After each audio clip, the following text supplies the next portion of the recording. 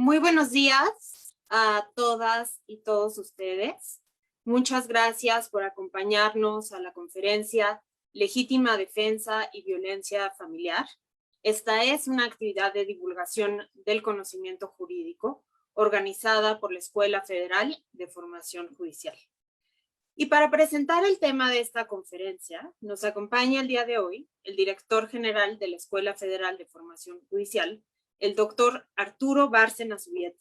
Bienvenido, doctor. Tiene usted la palabra. Muchas gracias, Marién. Muy buenos días a todas y a todos. Me gustaría, pues, nada más hacer una breve presentación de la conferencia que tenemos el día de hoy. La profesora María Camila Correa es una exponente destacada del feminismo jurídico latinoamericano, que combina además esta perspectiva con un conocimiento profundo del derecho penal. De hecho, bueno, no creo no decir algo equivocado en el sentido de que ella se considera incluso pues penalista antes que otra cosa. Y nos va a hablar, como ya decía Marién, de este tema tan importante que es legítima defensa y violencia familiar, que es un tema que ella ha trabajado durante los últimos años. Quería explicar un poco por qué le interesa en invitar a la profesora Correa a hablar en la escuela judicial. Como todas y todos ustedes saben, la Suprema Corte Mexicana ha desarrollado desde hace ya algunos años una metodología para juzgar con perspectiva de género. Esta metodología está, de hecho, en jurisprudencia, que es obligatoria para todos los jueces y juezas mexicanos. Y esta metodología tiene distintos pasos, por mencionar los que me parece que son más importantes para el tema que nos ocupa. Los juzgadores y las juzgadoras al momento de resolver un caso deben identificar primeramente si existen situaciones de poder que por cuestiones de género den cuenta de un desequilibrio entre las partes de la controversia. También, dice la Corte, tienen que cuestionar los hechos y valorar las pruebas desechando cualquier estereotipo o prejuicio de género a fin de visualizar las situaciones de desventaja provocadas por condiciones de sexo o género. Y otra cosa también muy importante que ha sostenido la Corte es que de detectarse alguna situación de desventaja por cuestiones de género, requieren, o esto implica el deber de cuestionar la neutralidad del derecho aplicable, así como evaluar el impacto diferenciado de la solución propuesta para buscar una resolución justa e igualitaria de acuerdo al contexto de desigualdad por condiciones de género. Todo esto es relevante porque me parece que la perspectiva que ha asumido la Suprema Corte durante los últimos años y que tiene ya una doctrina muy consolidada, nos parece en la escuela judicial que se ha quedado quizás en un nivel de demasiada generalidad. Y cuando esta doctrina tiene que aplicarse a casos concretos en sectores específicos del ordenamiento, la herramienta se ha quedado corta y de tal manera que se requieren nuevos desarrollos que bajen de alguna manera estas herramientas teóricas a sectores específicos del ordenamiento, como por ejemplo el derecho penal. Me parece que los trabajos de la profesora Correa en esta materia ejemplifican muy bien, creo que la senda que tendría que recorrer la jurisprudencia mexicana, que supone aplicar todas esas herramientas de la perspectiva de género o del feminismo jurídico a instituciones o sectores de la dogmática, en este caso de la dogmática penal. El tema que nos ocupa el día de hoy tiene que ver con situaciones donde se ha sufrido violencia de género en el marco de una relación familiar y con motivo de eso, pues se priva de la vida a la persona que es el violentador y hay argumentos relacionados con si puede haber una situación que justifique la muerte con una legítima defensa. Esto en principio puede sonar incluso preocupante para algunas personas, pero me parece que el trabajo que ha hecho la profesora Correa al estudiar rigurosamente este tema, pues dará muestra de lo que digo, que me parece que es un enfoque que deberíamos empezar a procurar mucho más desde los tribunales mexicanos. Así que, perdón si me he extendido un poco, pero creo que era importante dar una introducción de por qué hemos elegido este tema y por qué hemos invitado la profesora Correa a que hable en la escuela judicial, y desde luego esperamos que no sea la última vez que nos visite, que sea la primera de muchas. Muchas gracias a todas y a todos, y con esto terminaría mi presentación. Muchísimas gracias, doctor Bárcena. Con estas palabras de introducción vamos a dar inicio a la conferencia, no antes sin presentar a la doctora Correa, por supuesto, pero antes me gustaría darles un pequeño anuncio. A quienes nos acompañan en la plataforma de Zoom podrán realizar sus preguntas y comentarios a través de la función de chat que aparece en la barra inferior de sus pantallas. Les rogamos dirigir sus cuestionamientos al usuario que pueden identificar con el nombre *preguntas. Esto con la finalidad de concentrarlas y formulárselas a nuestra ponente al término de su conferencia. Igualmente, a todas las personas que siguen la transmisión en vivo por Facebook Live, tengan, por favor, la seguridad de que estamos monitoreando su intervención en todo momento. Las preguntas se leerán en la medida que el tiempo, por supuesto, nos permita, pero de antemano, de verdad, muchas gracias por su participación. Y bueno, sin más preámbulo, permítanme presentar a nuestra invitada. Se trata de la doctora María Camila Correa Flores. Ella es profesora principal de la carrera del área de Derecho Penal de la Facultad de Jurisprudencia de la Universidad del Rosario en Colombia y también es coordinadora del Observatorio de la Jurisdicción Especial para la Paz, ObservaJEP, y miembro adherente de la red ALAS.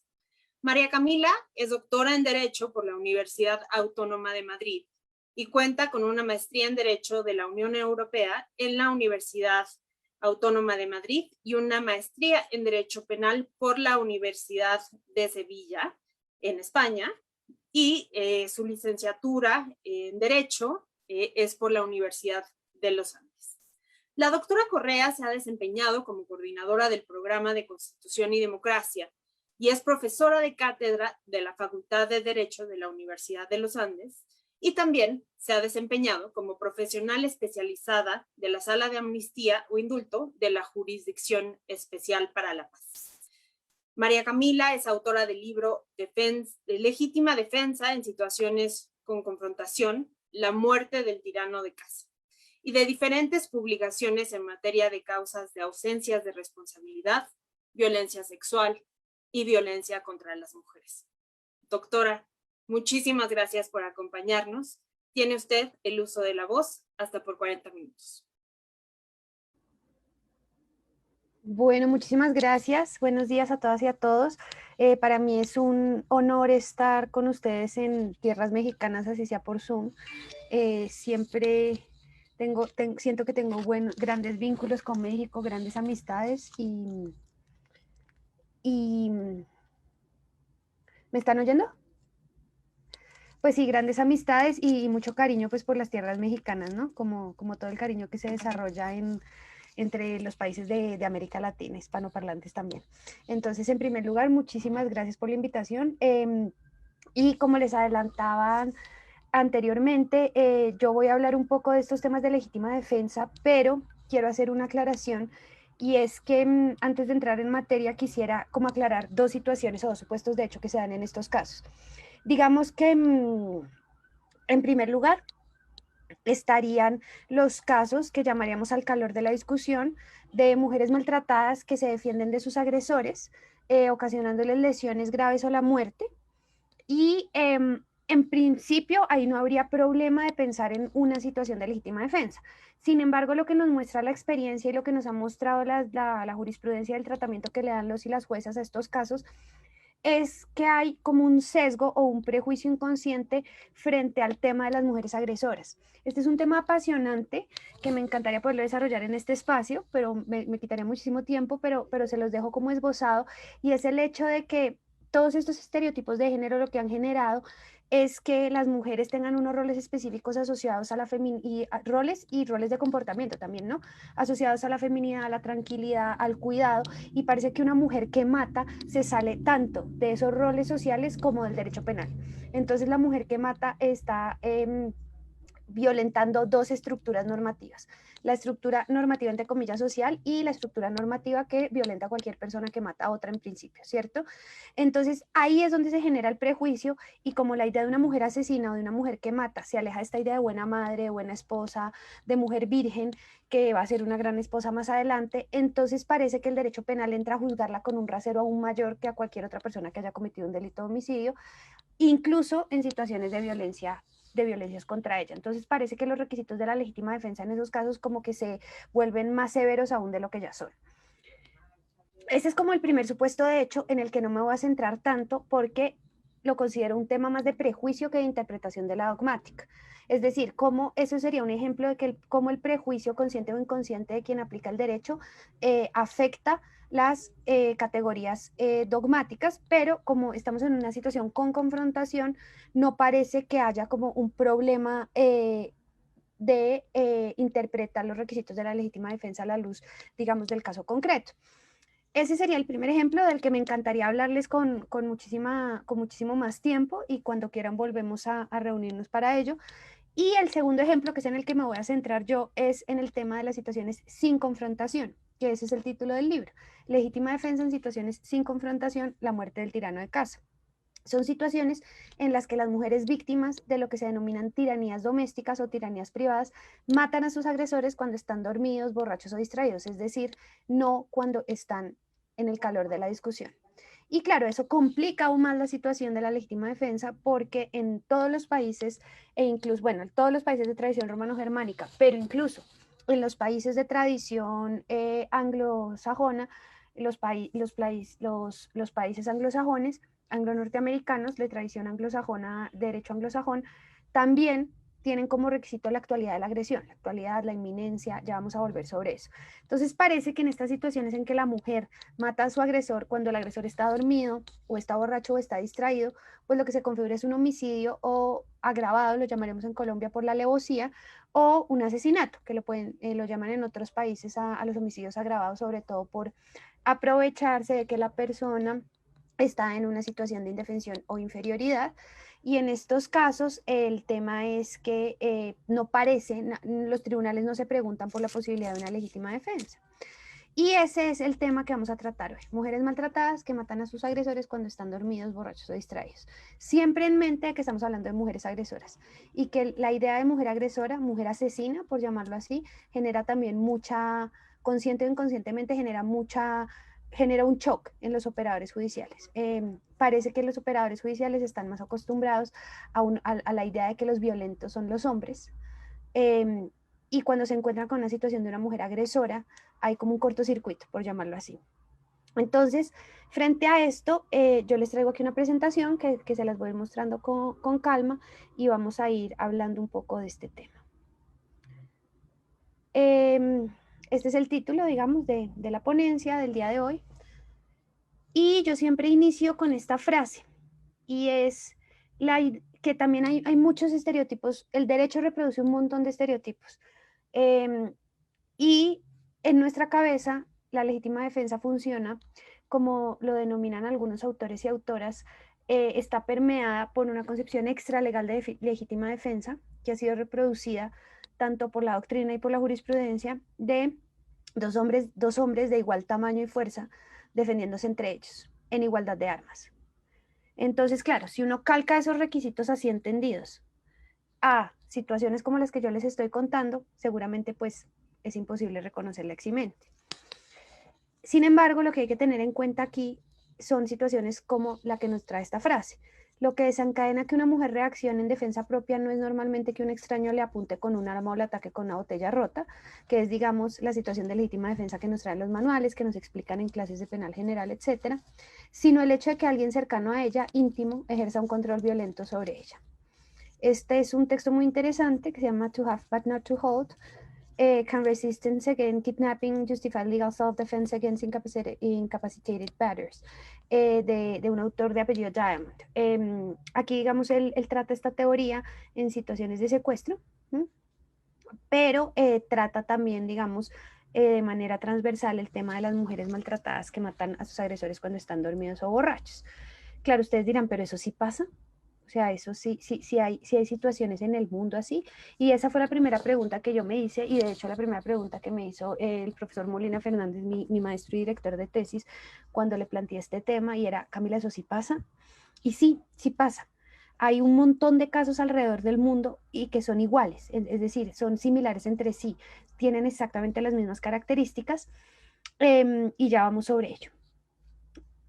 Yo tomé en su momento 3 casos para construir lo que yo denomino el caso modelo. Son 3 casos, como les decía, de iguales características, muy similares entre sí, que tuvieron lugar en distintas partes del mundo. Entonces, en primer lugar, yo tomo el caso de Judy Norman. El caso de Judy Norman es muy famoso, tuvo lugar en los 80 en Estados Unidos, en el norte, en Carolina del Norte. ¿Y por qué es tan famoso? Porque luego de este caso, los estadounidenses se obsesionaron con este tema y le empezaron a dedicar números enteros de las law reviews, libros, obras, discusiones al tema de las mujeres maltratadas que mataban a sus agresores cuando estaban dormidos. ¿Qué pasa en el caso de Judy Norman? Judy Norman era una mujer de clase media que vivía en los suburbios en Estados Unidos, que estaba casada con un sujeto violento y con serias adicciones, no solamente a alcohol, sino también a drogas. Y este sujeto durante muchísimos años de matrimonio la había maltratado, golpeado, humillado, y una cosa muy importante es que la obligaba a prostituirse en una estación de servicio, bomba de gasolina, y si ella no llegaba a la casa con el dinero que él creía que era el que debería llegar, también la maltrataba, la golpeaba.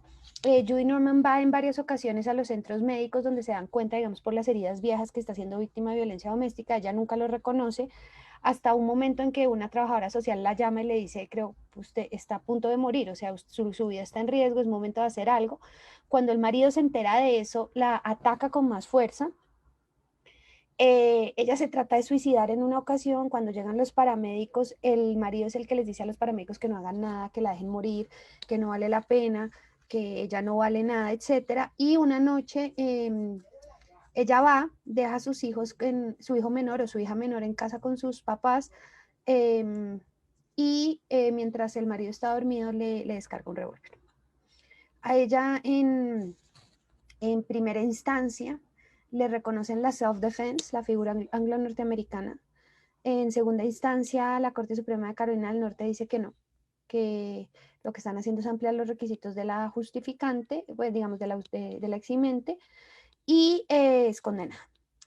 En similares circunstancias se encontraba Victoria en España. El caso de Victoria es el que da lugar a la sentencia del Tribunal Supremo del 29 de junio del 90.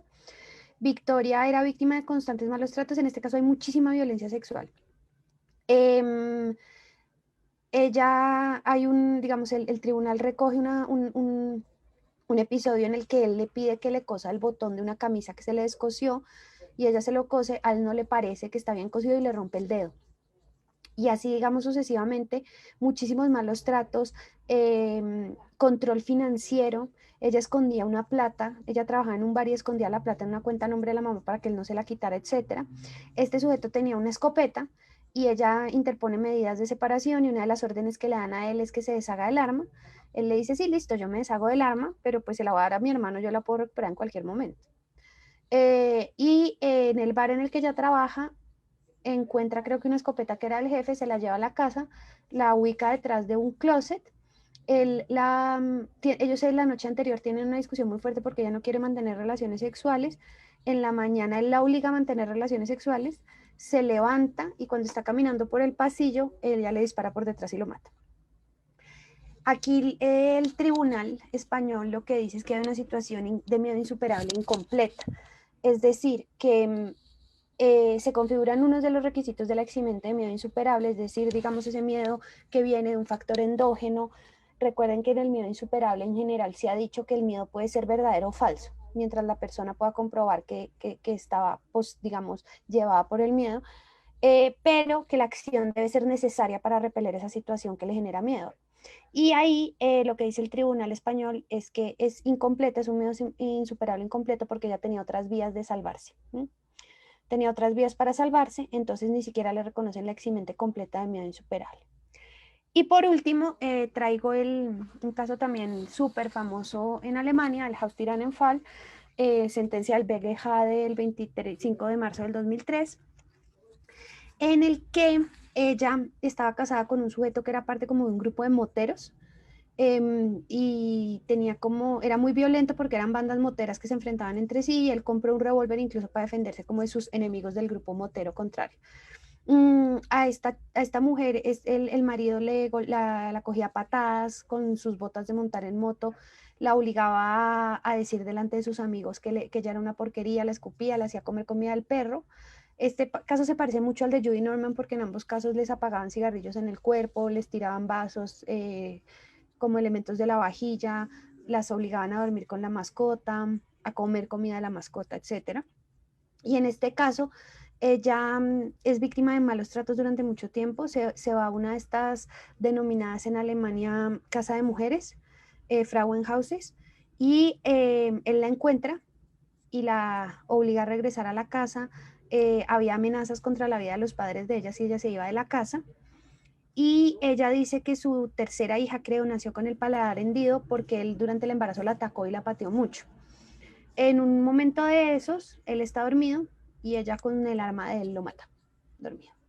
En Alemania, hasta que, digamos, el país no haya juzgado al último miembro del nazismo, la última persona que haya participado en los crímenes del nazismo, no van a quitar el hecho de que el asesinato genere de manera inmediata prisión permanente. Y aquí estamos hablando de lo que los alemanes denominan un Heimtücke Mord, que es asesinato alevoso. Entonces, en principio, estos casos llevarían a prisión perpetua. Entonces, en primera instancia, evidentemente por las circunstancias del caso y por la jurisprudencia constitucional alemana referente a la constitucionalidad de la prisión perpetua, aplican una figura que es que en casos extremadamente, digamos, terribles, difíciles, como este, no se aplica la prisión perpetua, sino que se aplica esa figura que desarrolló el Tribunal Constitucional para aprobar la prisión perpetua, y se les aplica como una reducción punitiva. Entonces, realmente, en primera instancia, lo que se centra la justicia alemana es en decir cómo hacemos para que esta vieja no la condenen de por vida, ¿cierto? Porque no parece lógico después, digamos, de todo este historial de violencia en su contra. Y ya luego de muchas vueltas que da este caso, llega al tribunal y el tribunal dice, ustedes por qué no se preguntaron por una causa de ausencia de responsabilidad en vez de ponerse a aplicar, digamos, esa figura creo que se llama Rechtsfolgenlosung, algo así, perdón, mi alemán es muy precario. Y entonces el tribunal alemán hace un análisis, no se detiene en la legítima defensa, sino que dice, bueno, preguntémonos por una causa de ausencia de responsabilidad, no hay legítima defensa, quizás haya un estado de necesidad exculpante. Y hace un análisis a fondo de la existencia de un análisis del estado de necesidad exculpante y concluye que si bien la mujer estaba en peligro, les cuesta mucho reconocer agresiones en estos casos, que si bien la mujer estaba en peligro en abstracto, había otras formas para que ella pudiera superar el peligro distintas a matar a su agresor, y por ende hay un error sobre el estado de necesidad exculpante, es decir, ella erró porque ella creía que no tenía otras formas, pero en la vida real sí las tenía. Entonces es un error sobre una causa de ausencia de responsabilidad, como lo que llamaríamos un error de tipo inverso. Bueno, en Colombia los errores sobre las causas de ausencia de responsabilidad se tratan como errores de tipo, y en general la doctrina mayoritaria en América Latina, en España y en la Alemania los trata así. Entonces, lo que dice el tribunal es, aquí hay un error sobre el estado de necesidad exculpante, que de hecho está consagrado de manera autónoma en el Código Penal alemán, y le aplican ese error. Es curioso porque, digamos, la doctrina alemana, que los alemanes son muy de hacer grupos de casos, y de ahí viene el título del libro, porque en Alemania a este tipo de casos los han agrupado bajo ese nombre, Haustyrannenmord, la muerte del tirano de casa. Hay algunos autores que sostienen abiertamente que el tribunal se equivocó, entre ellos Roxin, por lo menos en la edición anterior a la que hizo con el profesor Greco. Roxin aseguraba que en estos casos había un estado de necesidad exculpante, no una situación de error, sino de estado de necesidad exculpante. Y la doctrina estaba muy dividida, y ahorita vamos a ver una de las estrategias que desarrolla la doctrina alemana para superar estos casos. Pero entonces vemos que estos tres casos tienen 4 aspectos en común, al menos. El tipo de agresor, el tipo de agresiones, se configura la relación de tiranía privada, que ya vamos a ver qué es, lo que genera a estas mujeres una imposibilidad clara de salvarse por otras vías, así aparentemente todos pensamos que la hay. Aquí yo les traigo como un cuadrito comparativo de los casos. Norman, hay agresiones, bofetadas, empujones, patadas, golpes, violencia psíquica, prostitución obligada, insultos, amenazas, desvaloración, ella se trata de matar, violencia sexual, prostitución forzada como manifestación de violencia sexual. En el caso de Victoria, golpes en el rostro, romperle el dedo, etcétera, amenazas de muerte, intentos de forzar a la mujer a mantener relaciones sexuales, y cada vez que ella se negaba, la violencia en su contra aumentaba. Y en el House Tirán en Fall, bofetadas, pisotones, golpes que la dejaban inconsciente o que le generaban secuelas, etcétera.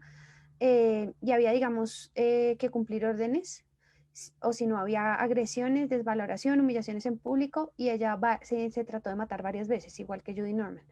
En este caso no se identifican situaciones de agresiones sexuales tan claras como las que hay en el caso español y tan claras como las que hay en el caso estadounidense, precisamente porque hay una situación clara y evidente de prostitución forzada.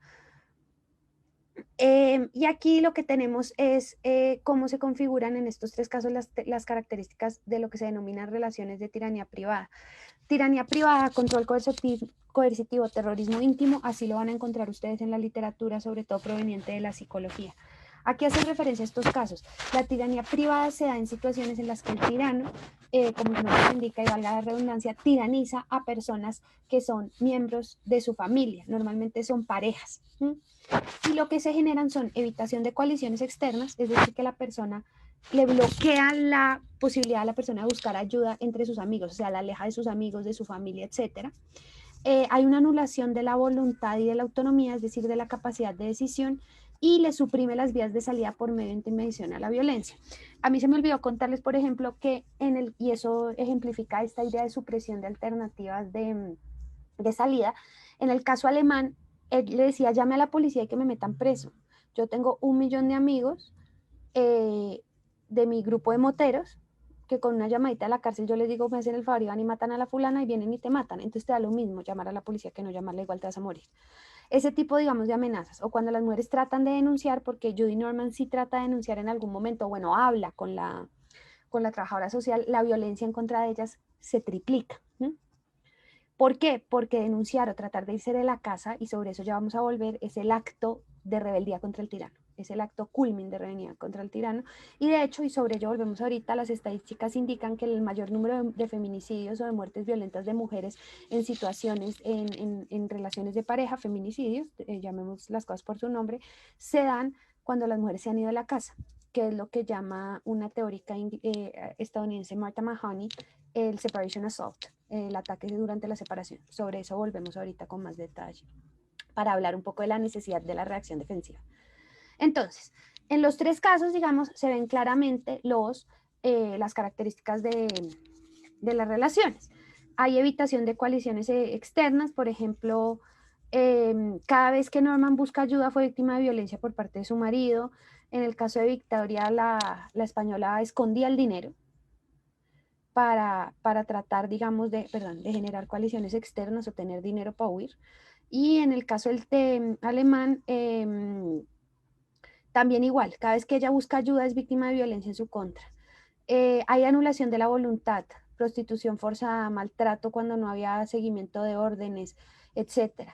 Y hay supresión de vías de salidas porque está documentado que en estos casos, no solo en estos, sino en la mayoría de casos, cuando las mujeres se van, son obligadas a regresar por medios de violencia, o las amenazan de muerte después de interponer, digamos, algún tipo de denuncia o medidas de separación, o las amenazan como la amenazaban al alemán. Igual si me llevan preso, igual te puedo mandar matar desde la cárcel.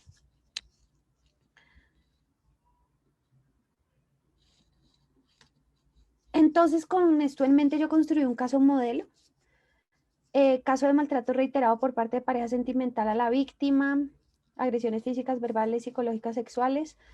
Y digamos que habría que pensar también que del tema de violencia física se desprende psicológica se desprende la idea de violencia económica, ¿no? Agresor machista, normalmente abusan del alcohol y las drogas. Y aquí la gente me suele preguntar, bueno, entonces era inimputable. A mí en este instante no me importa si era inimputable o no, porque ya está muerto en este caso, ¿no? Y no estamos trabajando sobre la responsabilidad de él, sino sobre la responsabilidad de ella. Hombre controlador, trato deshumanizante. Siempre las agresiones están dirigidas a minar la autoestima y la confianza. Y en estos casos siempre están presentes las características de las tiranías privadas. La mujer está asustada, ha tratado de escapar de la situación, pero ya hay un punto en que por temor a que la maten o por ineficiencia de las autoridades no logra escapar de una u otra forma.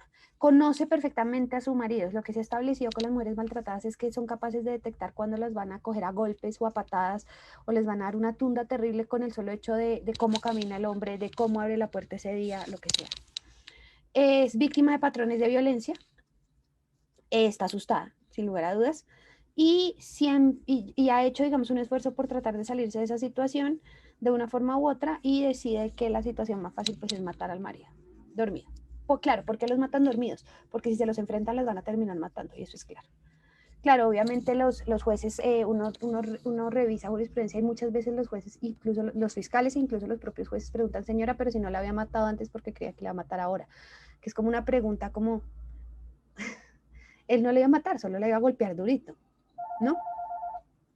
Y tenemos que a estas mujeres son condenadas por alevosía, lo que ya les decía, bien sea alevosía que fundamenta una figura de homicidio agravado, como es en Colombia, o de asesinato, como es en España, Alemania, y me disculpo por no conocer a fondo el Código Mexicano. Pero, ¿qué pasa en estos casos? Que a todos nos da la sensación de que no parece que lo correcto sea condenar a estas mujeres. Es decir, todos, doctrina, academia, pues operadores judiciales, gente del común, le queda como una sensación en la parte de atrás de la garganta de incomodidad de decir, bueno, vamos a darle exactamente la misma pena a esta persona que a un asesino dedicado a matar gente. Y de hecho hay muchos ejemplos alrededor del mundo. Está el caso de Jacqueline Sauvage, no sé, tampoco hablo francés. En Francia, este caso es muy famoso, y ha sido muy famoso, y de hecho hay una película, porque ella mata al marido después de 14 años de maltratos y violencia sexual reiterada en contra de ella y de sus hijas. Cuando el marido está como mirando el atardecer en la terraza, le mete un tiro por la espalda. A ella la condenan, la defensa de ella sí alega legítima defensa y no se la reconocen, pero hay un punto en que el propio gobierno dice esto es absurdo y le conceden un indulto parcial en el año 2016. Ese indulto parcial a ella le permitía pedir una prisión, si no estoy mal, lo que llamamos la prisión domiciliaria, o no mentiras, la libertad condicional. Y ella la solicita, los jueces se la niegan y los jueces le dicen es que usted no entendió que usted mató a su marido, señora, eso es muy grave, está muy mal matar al marido, no mata al marido. Y entonces frente a esa situación de eso, el gobierno dice de malas y la indultan totalmente. Entonces este caso fue famoso no tanto porque se tratara de una mujer víctima de violencia doméstica o violencia intrafamiliar que mata a su marido en una situación sin confrontación, sino porque generó un choque de trenes entre los jueces y el ejecutivo, porque los jueces decían que no la sacábamos porque es una mala mujer y las mujeres no mataban a los maridos, hay que ser una buena mujer, y el presidente dice pues la indulto, miren ustedes a ver qué hacen, y salió libre. Ese es un ejemplo. El otro ejemplo es en China, que le anulan la pena de muerte a una mujer que mató al marido tras meses de maltrato. Y hay varios ejemplos así alrededor del mundo. Entonces, claro, con esa pregunta de qué hacemos con estos casos, se han identificado tres vías, tres caminos en la dogmática penal. La vía de la justificación, es decir, ausencia de antijuridicidad. El daño al bien jurídico está permitido en este caso concreto, circunstancias específicas que permiten las lesiones a los bienes jurídicos en casos específicos, que son las causas de justificación. Ausencia de culpabilidad, bien sea por vía de inimputabilidad o por vía de inexigibilidad de otra conducta, o reducción punitiva. La situación de justificación está así. Tenemos tres opciones: legítima defensa, entendida como la entendemos en el mundo jurídico en romano germánico, la self-defense, como la entienden los anglo-norteamericanos, o un estado de necesidad defensivo. Vamos por lo que hay, vamos por lo que no hay. En España, por ejemplo, Luzón Peña propone que estas situaciones se superen a través del denominado estado de necesidad defensivo, que es como el hijo perdido de la legítima defensa y el estado de necesidad. En la legítima defensa yo reacciono contra la agresión, en el estado de necesidad defensivo yo reacciono contra la fuente de peligro, cuando es una persona. ¿Qué pasa con esta situación? Que estamos hablando de que hay un peligro, negando la existencia de una agresión. Estas mujeres sí están en peligro, pero no en sentido jurídico, en peligro en sentido, digamos, del castellano, pero no en el peligro que requiere el estado de necesidad, que es menos que lo que requiere la legítima defensa. Estas mujeres las van a matar en algún momento. Hay una agresión contra su vida clara. Entonces parece que el estado de necesidad a mí personalmente no me convence. Luego los anglo-norteamericanos han sido más amplios con la self-defense. De hecho, en el 2014, si no estoy mal, en el estado de Nueva York le concedieron la self-defense a Barbara Sheehan, que fue una mujer también muy violentada, casada con un ex policía que mata al tipo mientras está afeitando con el arma de dotación de él. Y en primera instancia le reconocen la self-defense, pero la condenan por porte ilegal de armas, es que es ridículo. Y apelan. O sea, realmente todo lo que se conoce judicialmente de este caso es por el caso de porte ilegal. A ella le dicen, señora, usted se está defendiendo de su marido, todo bien, pero debiste haber legalizado el arma, mi reina, antes de matarlo. Entonces la condenan, pero creo que la terminan absolviendo. No, ya no me acuerdo de esa parte, sino que siempre me parece muy irónica esta historia. ¿Qué pasa con la self-defense anglo-norteamericana, que es más amplia que nuestra legítima defensa? Porque para lo que nosotros entenderíamos como un error sobre los presupuestos objetivos de una causa de justificación, una legítima defensa putativa, R sobre la actualidad de la agresión, es parte de la self-defense. O sea, la self-defense es tan amplia que habla de una percepción razonable de que me van a agredir, así después no me agredan. Claro, hay un sector de la doctrina encabezado, por ejemplo, diría yo, por Fernando Molina, mi maestro, y algunos otros autores que hablan de que el análisis de la existencia de la agresión al hacerse ex ante, lo que puede arrojar es que en ese momento, así después se pueda establecer que no hay una agresión, se reconoce la legítima defensa y no la putativa. Y hay un texto muy interesante de un profesor chileno que se llama Javier Willeman, que es, no recuerdo el nombre, pero es situaciones de justificación justificación en situaciones de necesidad, y él diferencia, digamos, la agresión putativa y la agresión, o sea, diferencia entre la agresión que fue, pero ya no es, y la agresión que nunca fue, digamos. ¿Mm? Y eso también va a establecer una diferencia con la figura del error. Si estamos en sede de una legítima defensa putativa o estamos en sede de una actualidad de la agresión clara, que serían los ejemplos, y esto lo tienen claro todos los autores por varias vías distintas, de cuando a mí me asaltan con armas de fuego, que realmente son de fogueo de mentiras, pero que parecen de verdad. ¿Mm? Que después uno puede establecer que a mí no me van a disparar con eso, pero si hay una agresión. Entonces hay unos autores que salen diciendo, sea lo que sea, una agresión contra la libertad, hay una amenaza, hay un constreñimiento y sigue habiendo agresión. Eso también es interesante. Pero más allá de eso, la self-defense anglo-norteamericana lo que hace es ampliar eso. Entonces, en una teoría muy cerrada de la legítima defensa, creer que me iban a agredir cuando no me agredieron, lo que me genera legítima defensa putativa, ¿no? Ausencia de responsabilidad por vía de atipicidad, si seguimos la teoría del error de tipo inverso. Mientras que la self-defense, cuando yo creo que me van a agredir así no me hubieran agredido, les genera self-defense en el mundo anglo-norteamericano. Entonces, realmente la solución de la self-defense para estos casos, es decir, estas mujeres creían que las iban a agredir, quizás no las iban a agredir, pero creían, tenían una presunción legítima de que las iban a agredir, entonces se configura el requisito. ¿En qué basan además esa presunción legítima? En lo que se ha denominado el síndrome de la mujer maltratada, que es desarrollado por Walker, una canadiense. ¿Qué pasa con este síndrome? Que dice que las mujeres maltratadas desarrollan una condición que se llama la indefensión aprendida, es decir, se resignan a su suerte. Aquí hay dos cosas. Primero, que parece que la mujer que mata no es la que se resigna a su suerte. Entonces, hablar de síndrome de la mujer maltratada en justamente las mujeres que se defienden no tiene sentido. O sea, yo no puedo tener indefensión aprendida y a la vez matar defendiéndome. Pero además, este síndrome de la mujer maltratada ha sido muy criticado porque Eleanor Walker lo que hace es tomar los estudios de un tipo que hace estos estudios con perros. Encerró perros en unas jaulas y les empezó a meter choques eléctricos, y él ve que los perros al principio se empiezan a defender, pero cuando se dan cuenta que por más que gruñen, ladran, muerden, no pasa nada, ya se resignan y ya al final les pasan choques y los perros ni siquiera se defienden. Y sin mucha más análisis, lo que hace Walker es traspasar esa teoría de perros a mujeres. Entonces también, digamos, ha sido muy criticada por la forma en la que está construida, pero además lo que les digo, no parece lógico que justamente la mujer que mata para defenderse sea la que desarrolló la indefensión aprendida. Entonces la self-defense anglo-norteamericana tiene problemas para nosotros, no solo por la amplitud de la figura, sino porque muchas veces, sobre todo en Canadá, la han fundamentado en el Battered Woman Syndrome, y no parece lógico que para estos casos aplique ese síndrome.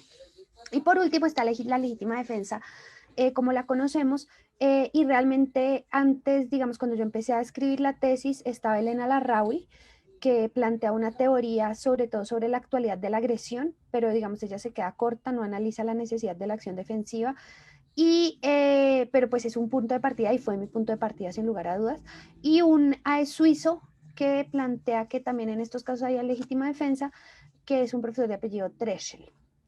Y aparte de ellos, digamos, en el recorrido de literatura no encontré nadie más que defendiera una posición como esta.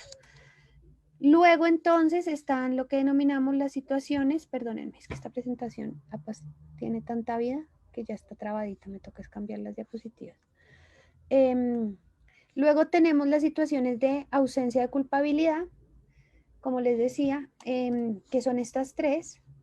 Miedo insuperable, que ya les conté más o menos que esa es como la posición de la jurisprudencia española es error, miedo insuperable incompleto, la doctrina española se va por un miedo insuperable, el estado de necesidad exculpante de error sobre este, que es la posición de los alemanes más que todo, y la dures, que es como una causa de ausencia de responsabilidad anglo-norteamericana, que uno la puede asimilar como al miedo insuperable, a una situación como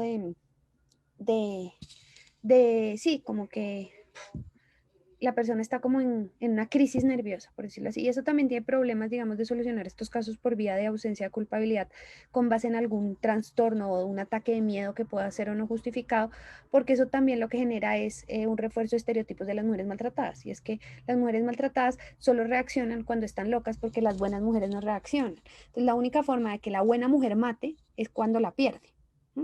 Está loca, está asustada, está en un ataque de pánico, y pasa mucho, no sé si en la legislación mexicana existe, por ejemplo, el tipo penal de muerte de hijo de fruto de acceso carnal violento, cuando la mujer mata a su hijo luego de nacido en un lapso de tiempo, hay una reducción punitiva y la han fundamentado en el estrés, ¿cómo se llama? En la depresión postparto, porque la buena mamá, lo único en la cabeza, digamos, de la sociedad, solo cabe que una mujer que es buena madre mata es porque la pierde, la buena esposa mata porque se enloqueció. Parece muy difícil reconocer que a veces las mujeres matan con conciencia, toman la decisión abierta de matar. ¿Qué es lo que pasa cuando uno habla de legítima defensa? Reconocer que esa mujer mató para defenderse, haciendo uso de su agencia y de su autonomía. Pero es que las buenas mujeres no deben tener agencia de autonomía en estos imaginarios colectivos, entonces ahí se genera un choque, digamos, cultural difícil. Y las situaciones en sede de reducción punitiva son la provocation, que es como lo que los españoles llamarían arrebato y obcecación, ira, intenso dolor, que es una reducción punitiva, y una cosa muy rara que se inventaron los alemanes, que es la teoría de la corrección restrictiva negativa del tipo, y es que para casos de alevosía, cuando las circunstancias son muy dramáticas, parece que no se configura la alevosía, sino que indica que pudo haber habido alevosía, se restringe el tipo, se corrige el tipo, y entonces ya lo que hay es un homicidio simple y no se genera prisión perpetua. Esta es la forma para evitar la prisión permanente en alemán. La defienden un par de autores, no muchos tampoco, pero está interesante.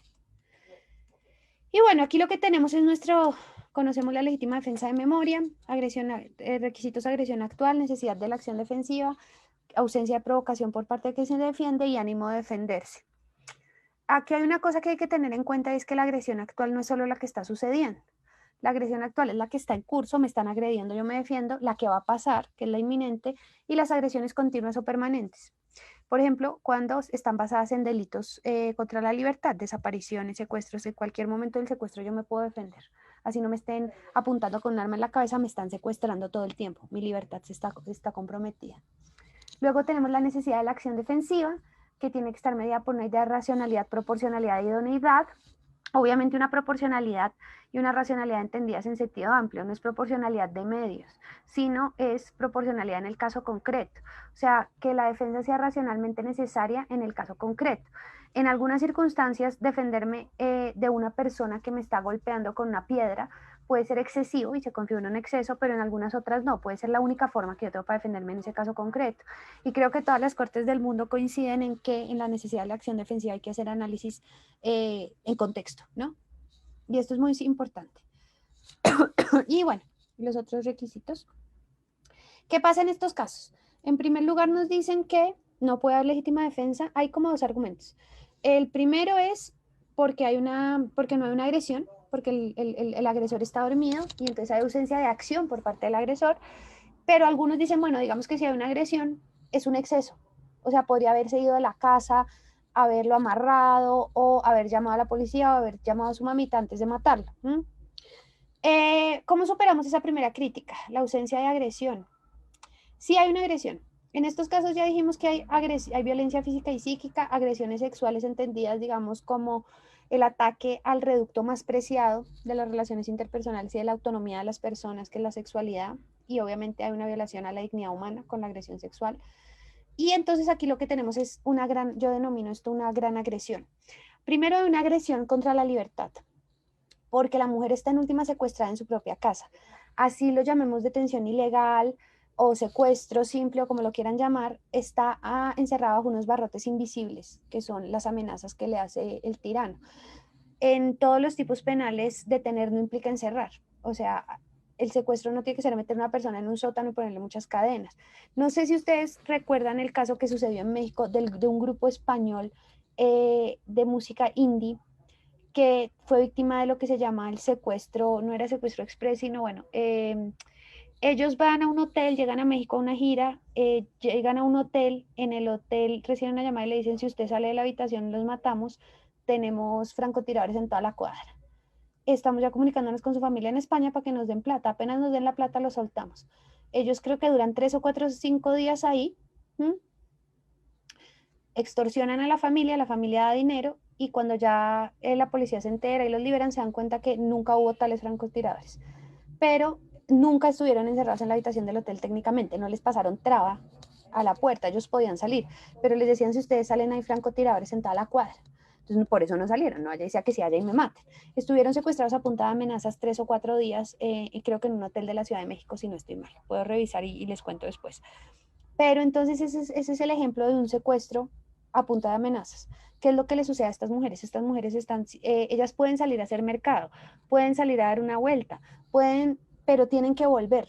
Siempre están, digamos, absolutamente controladas por el tirano. Entonces se configuran esos barrotes invisibles a los que hago referencia. En estos casos, entonces, se configura una agresión continua. Uno, porque hay un delito permanente contra la libertad, dándole el título que le quieran dar, y también hay varias agresiones sistematizadas que generan situaciones de peligros latentes para los bienes jurídicos de la persona agredida. Hay 1000 agresiones en curso, sexuales, físicas, etcétera, que generan una situación de peligro latente. Y a eso súmenle la detención ilegal, entonces se configura lo que yo denomino la gran agresión, una gran agresión en curso. Aquí llegamos a la primera conclusión de la investigación y es que agresión es diferente a confrontación. No siempre se requiere que para que me estén agrediendo me estén confrontando. El segundo requisito de la legítima defensa, que es la segunda crítica, es la necesidad de la acción defensiva. Nos van a decir, ella tenía otras ayudas, ayuda estatal, ayuda de otra persona, irse de la casa. Todos estos constituyen los actos de rebeldía contra el poder del tirano. Primero, a veces las autoridades no suelen reaccionar como nos gustaría. Con esta idea, digamos, de que los trapos sucios se lavan en casa, la violencia doméstica se privatizó muchísimo y hasta ahora es, digamos, con este discurso desde los 60, 70 del feminismo, de que lo personal es político, han tratado, lo primero que hicieron las feministas fue desprivatizar la violencia doméstica. Pero sigue habiendo, digamos, muchas dudas, mucha revictimización. Las víctimas de violencia suelen no denunciar porque les da miedo que no les crean, que les digan que se lo buscaron, que ya se los merecían. Todos esos estereotipos que están aún hoy en muchos funcionarios y funcionarias que reciben la primera denuncia. Digamos, yo aquí les traigo unos ejemplos que ya estas cifras están desactualizadas, pero digamos a 2015, porcentaje de víctimas que habían denunciado era el 22, o sea, para el año 2015, entre 2011 y 2015 en España, murieron 280 mujeres a manos de sus parejas o exparejas. 66 de ellas habían denunciado. Es decir, el 22.5 de estas personas habían denunciado, igual están muertas. Es lo que quiero decir, no es que sean muchas, porque pues en términos de cantidad son bastante menos que las 280, pero igual hay 66 mujeres que están muertas y que habían denunciado.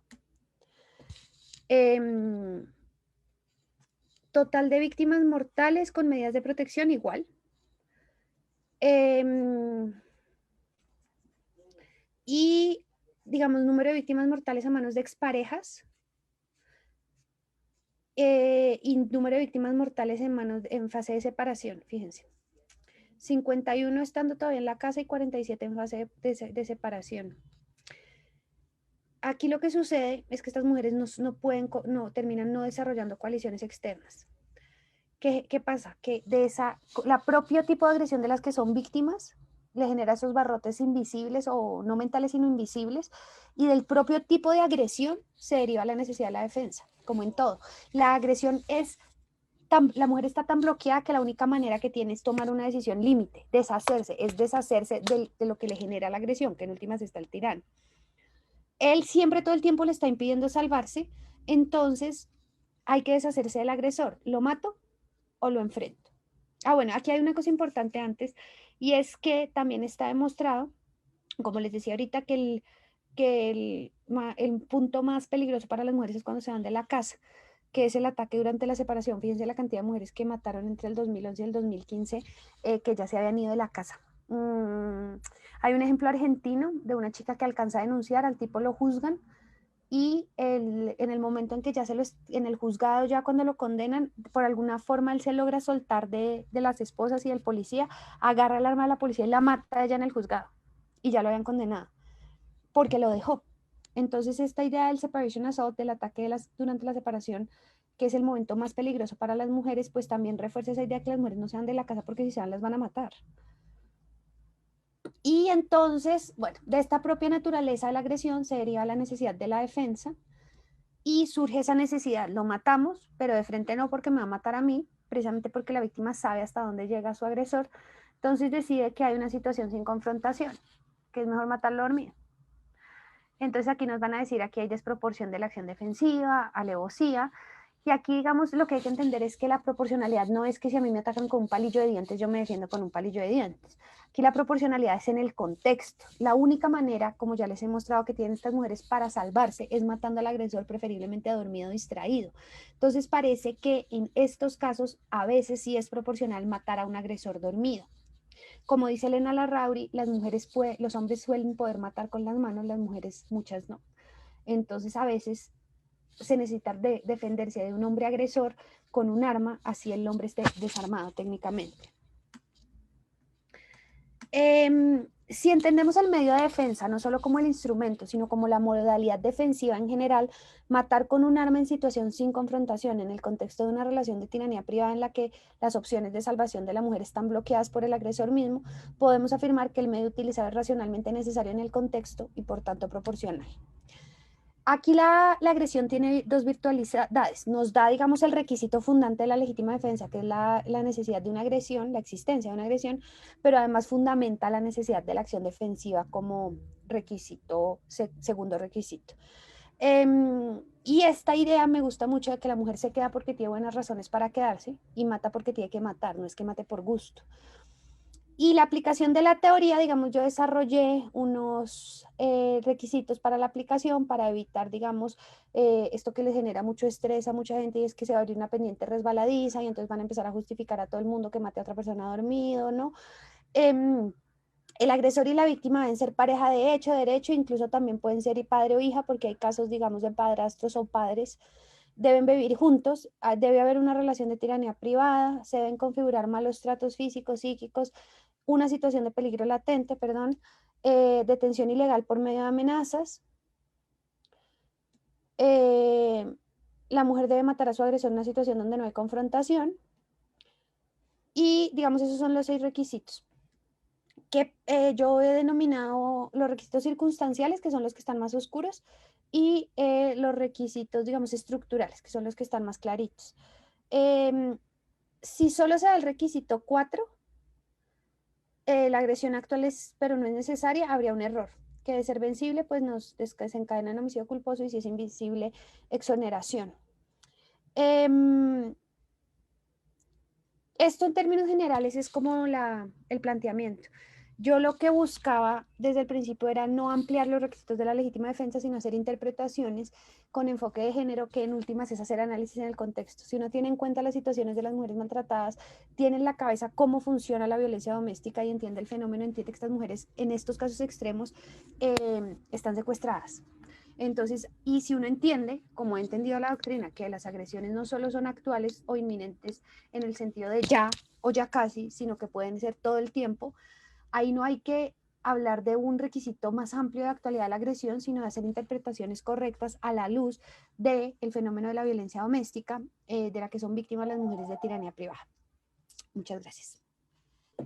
Doctora Correa, muchísimas gracias por esta conferencia. No se me ocurre un tema más necesario en el contexto actual de Latinoamérica, de nuestros países, en particularmente en el contexto mexicano. Como sabemos, digamos, esta situación de pandemia ha pues acelerado y ha pues sí, agudizado estos problemas de violencia intrafamiliar de una forma alarmante, y el Estado, desde sus distintas facetas, no ha logrado responder de una manera pues asertiva y en tiempo, pues con la suficiente celeridad para proteger a las víctimas de estos delitos. Y esto pues obviamente genera pues la necesidad de diseñar acciones de política pública urgentes desde distintos frentes, ¿no? Por un lado, la sensibilización de jueces, juezas, de defensores, defensoras. Obviamente se requiere, como ya lo mencionó, una revisión de la dogmática penal con una perspectiva de género, y obviamente pues también a la par una revisión de las medidas de protección disponibles a la luz de las características y necesidades de las víctimas. Durante su intervención hemos recibido muchas preguntas y comentarios, ha despertado un gran interés en nuestro auditorio. Muchísimas gracias al público por su participación. Por cuestiones de tiempo no podremos dar lectura a todas ellas, pero me gustaría leerle un par de preguntas para que nos haga favor de responderlas. Pregunta Georgina Lozano. La justicia mexicana está llena de estereotipos. ¿Cómo sensibilizar a juzgadoras y juzgadores de aplicar la perspectiva de género? Y nos pregunta también Alam Leroy Domínguez. En estos casos, ¿pueden integrarse como elementos para justificar legítima defensa las cuestiones de violencia de género a partir de una inclusión normativa en el Código Penal? ¿La norma penal requiere actualizar la legítima defensa? Por ahora esas serían las preguntas, doctora. Listo, gracias. Bueno, la primera pregunta, pues yo creo que es la pregunta que nos hemos hecho todas las que trabajamos estos temas, cómo llegar a los y a las operadoras judiciales. Capacitación. Yo estoy convencida de que la educación es la salida para el problema de la violencia de género en abstracto. Es decir, si nosotras, yo no tengo hijos ni hijas, pero si quienes tienen niños chiquitos y niñas chiquitas empiezan a criar por fuera de los estereotipos, a romper estereotipos, eso va generando como una refrescación, no es el término, sé que no existe, pero se refrescan las generaciones. Entonces creo que sí empieza con la educación. Y hay que sensibilizar operadores a partir de capacitaciones, explicarles, digamos, que esto no es un invento de 4 locas feminazis, como dice mucha gente, sino que hay, digamos, una situación estructural de violencia contra las mujeres, sobre todo en América Latina, México, por Dios. O sea, México es la razón por la que le llamamos feminicidio al feminicidio en América Latina.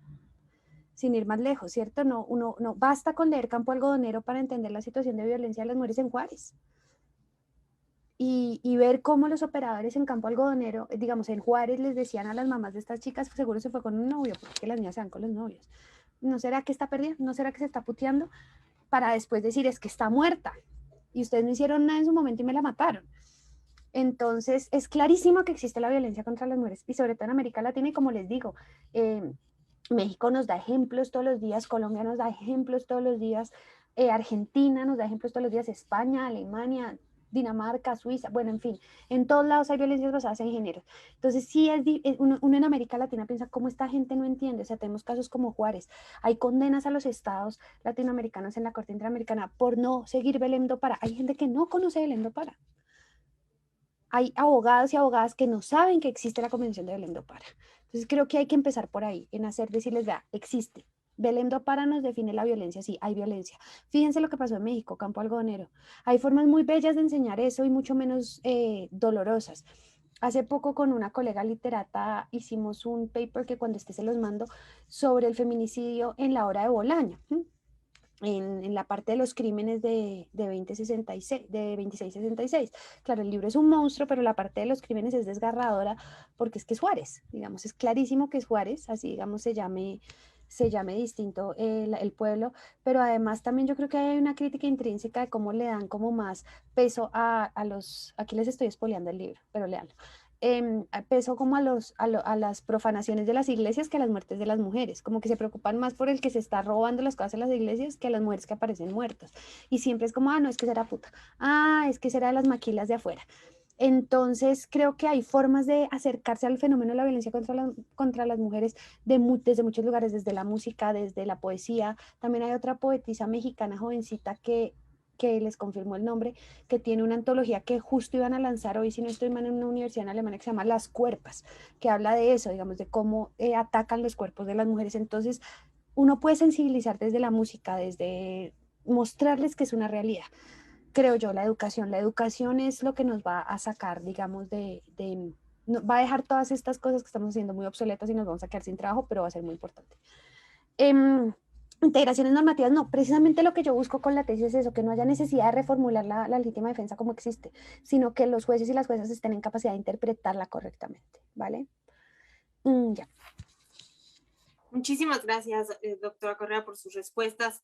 En atención a que todavía tenemos algunos minutos de su tiempo, le voy a leer otras dos preguntas que nos manda el público.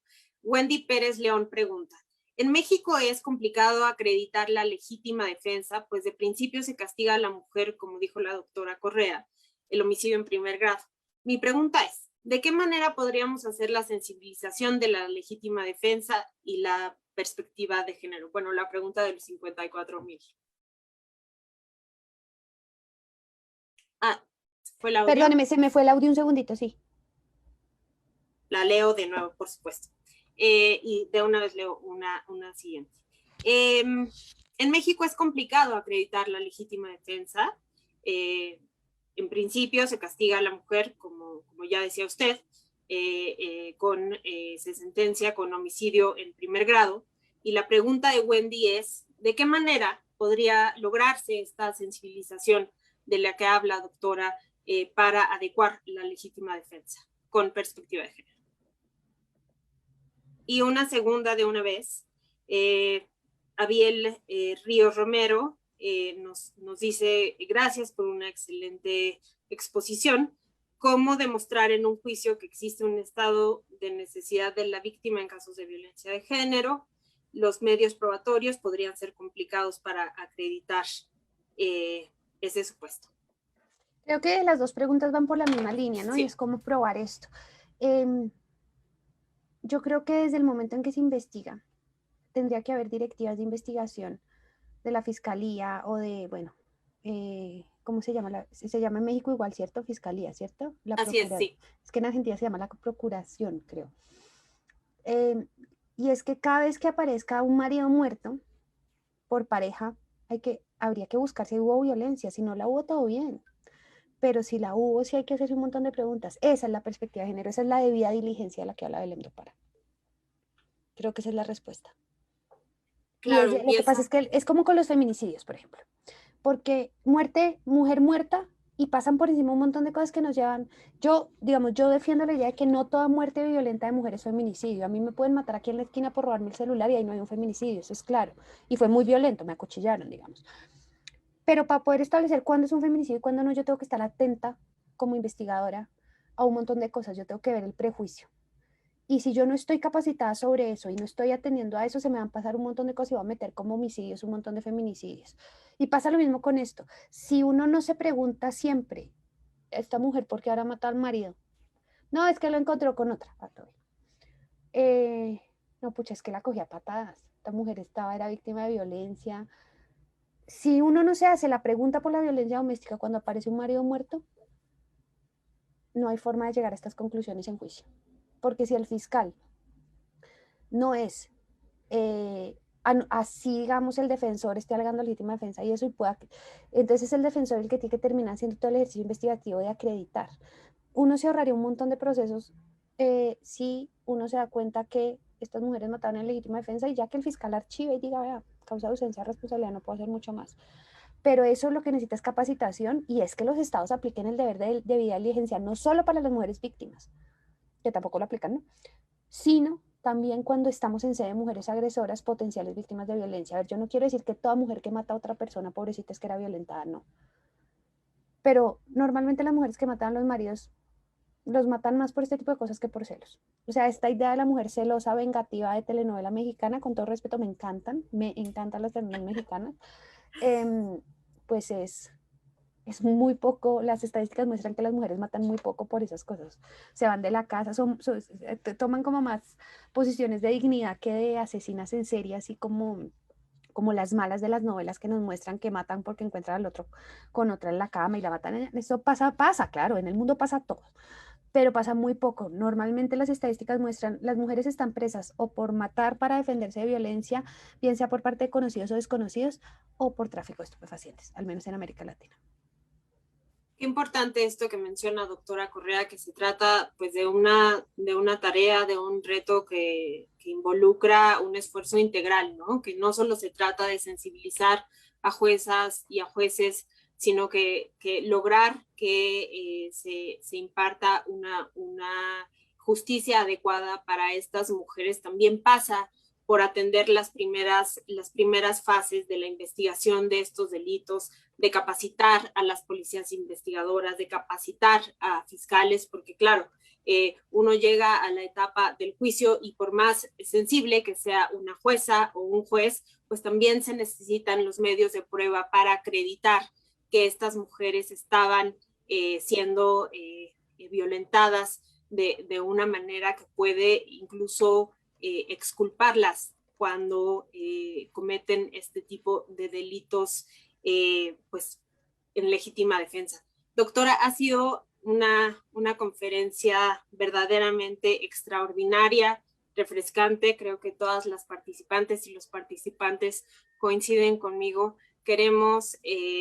Vamos a guardar los comentarios y las preguntas adicionales que se vertieron en la caja del chat, y vamos a enviárselas para compartir con ustedes estas reacciones. Y bueno, pues de parte de la Escuela Federal de Formación Judicial queremos pues darle las gracias. Esperemos que esta sea la primera de muchas colaboraciones que tengamos en conjunto, y pues nada, muchísimas gracias por su tiempo, doctora. No, a ustedes muchísimas gracias, y a la orden para lo que se les ofrezca siempre.